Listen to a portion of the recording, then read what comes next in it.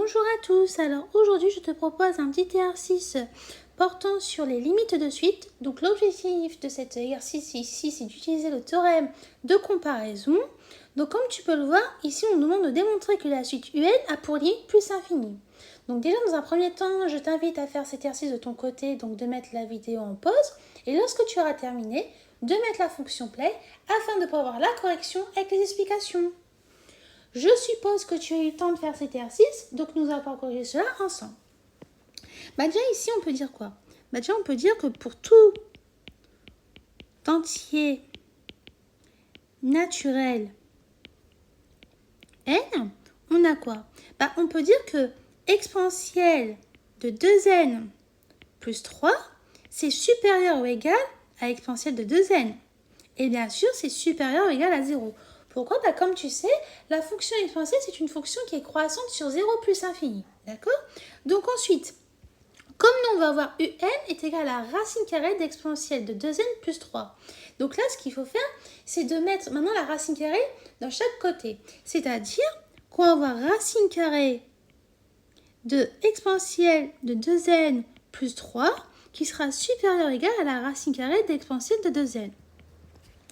Et donc, ça, on peut dire quoi? On sait aussi, là, par rapport à l'écriture, on remarque quelque chose d'important. On remarque que on a exponentielle ici 2n, d'accord? Mais cette écriture-là, on peut le transformer d'une autre façon. Je te rappelle que on sait déjà que, d'après une formule de cours que tu avais vue en première, lorsque tu avais fait la fonction exponentielle avec les propriétés algébriques, tu sais que si tu as exponentielle de a, le tout à la puissance b, ça va te donner exponentielle de ab. Donc, si on reprend maintenant l'écriture qu'on avait ici. Donc, on a quoi? On a la racine carrée d'exponentielle de 2n plus 3. On sait que c'est un. Donc, on va avoir un qui sera supérieur ou égal à quoi? Là, on a la racine carrée d'exponentielle de 2n. Or, exponentielle de 2n, on peut le transformer d'une autre façon, d'une autre écriture, c'est-à-dire en appliquant la formule que je viens de te rappeler ici en rouge, on pourrait l'écrire sous la forme de racine carrée d'exponentielle de n, le tout au carré. Or, tu es d'accord avec moi que le carré va sauter avec la racine carrée. Donc, ça veut dire quoi? Ça veut dire que un sera supérieur ou égal à exponentielle de n. Or, pour déterminer ici la limite de un, quand n tend vers plus infini, on peut d'abord déjà déterminer la limite quand n tend vers plus infini d'exponentielle de n.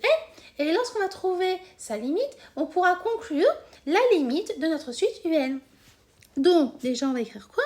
On va écrire que la limite quand n tend vers plus infini de n, on sait que c'est plus infini. Mais on sait aussi quoi? On sait aussi que la limite quand n tend vers plus infini d'exponentielle de n, ça tend aussi vers plus infini.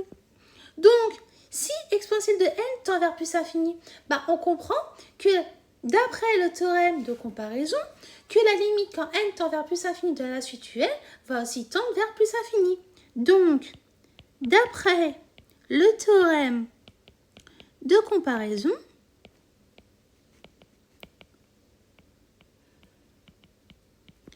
on a la limite quand n tend vers plus infini de notre suite un qui est égale à plus infini. Et voilà, on vient de terminer la correction de cet exercice. Donc j'espère que tu avais réussi à le faire et si ce n'est pas le cas, j'espère que tu as pu comprendre la correction avec les explications que j'ai pu te donner. Et je te dis donc à bientôt et au revoir.